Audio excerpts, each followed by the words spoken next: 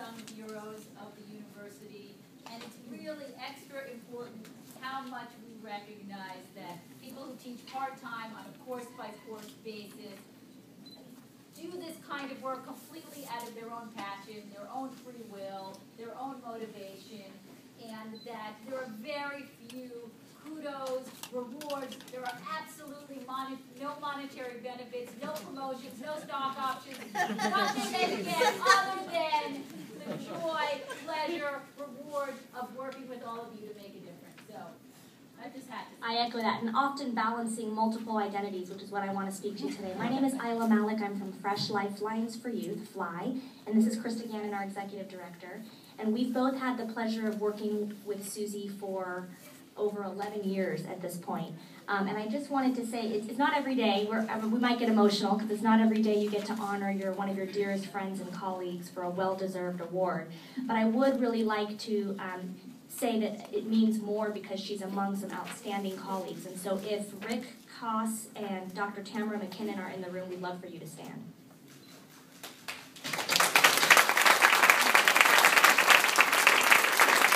The award is that much more meaningful when you're surrounded by colleagues that are well-deserving, so thank you very much for your efforts. This award exemplifies Susie Rivera's mastery of multiple identities. It's the identity of a mom and a community member. I'm getting emotional. I love her. And she's a terrific mother of 3, and through her, she was always an active community member, even running rampant on the streets of San Jose. She's born and raised locally here, and has always been interested in helping others. But through being a mother, has engaged in her community in a way that most of us always aspire to do. Being the traffic patrol person on the corner of the road, or being the house that all the neighborhood kids frequent to get a story or a cup of hot chocolate or a bicycle helmet or whatever else she has in her garage that she pulls out. And then she just doesn't stop there. She takes it to her work at San Jose State, where she works with so many students, and I always get to see and live vicariously through all of the student evaluations, and she's always highly regarded as a professor that people go to in confidence for not just their academic learning, but their personal and emotional development and well-being as well. And then she's been with us for 11 years at FLY, Fresh Lifelines for Youth, and Krista's going to share with you how she entered that world, but what an impact she has made and how she has brought service learning and intertwined all of these identities to work with our youth who don't have somebody to help guide them in that way. And she has been that rock for staff, for mentors and volunteers, and for our youth. And so it's deeply, deeply a pleasure, and we made her come. She had a million commitments that she had to do this morning, but we said, no, she's coming because she's going to bask in the glory that she deserves. So let me pass it to Krista, and then we'll come back. Just say briefly, I think Susie really epitomizes service learning, and it started when she was a student at San Jose State, and she applied to be a volunteer, the same year that Isla applied to volunteer. Isla couldn't make her interview. Susie did. But Isla wrote a treatise why she couldn't be there. But Susie's, I will never forget interviewing Susie and looking and thinking she's a mom, she's a community member, she's working multiple jobs, and she wants to do service learning as a part of being a student at San Jose State. How is this woman going to have time? And she proved to be one of the best volunteers that FLY has ever had. And she's gone on to be one of the most amazing staff members and amazing teachers here at San Jose State. And I adore her and I admire her. And I think the quality about Susie that I will continue to cherish the rest of my life is how she's always all in. And she gives everything she has to everywhere she is. And that's a perfect example of what service learning is about. You can't just dip your toe in the water. You got to be all in. And Susie shows you how to do that.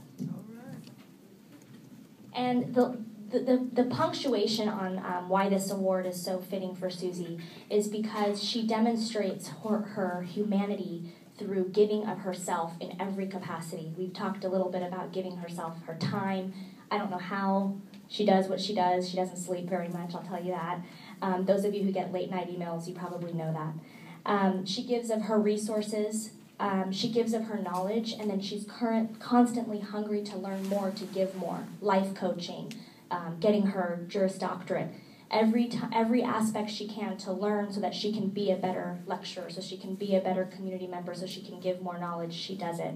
And most of all, she shares an immense amount of love and empathy for the world and for others. So without further ado, Susie Rivera, will you come accept your award?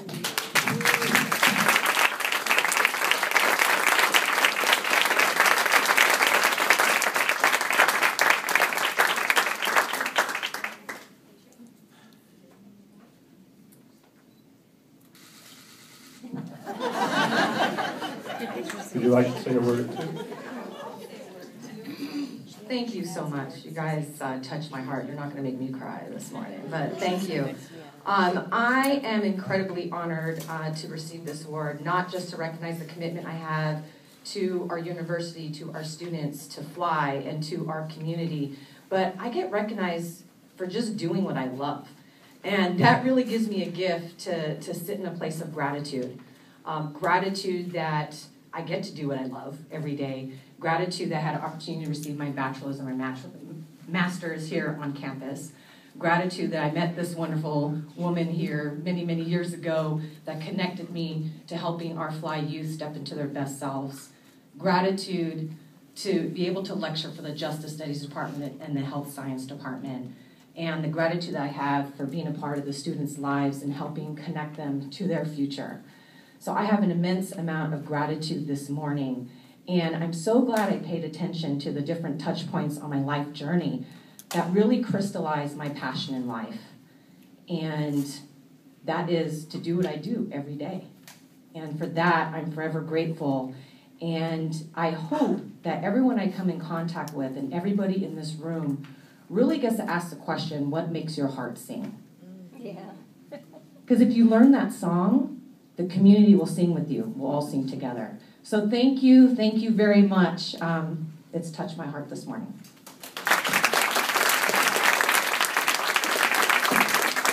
To announce the nominees and the award.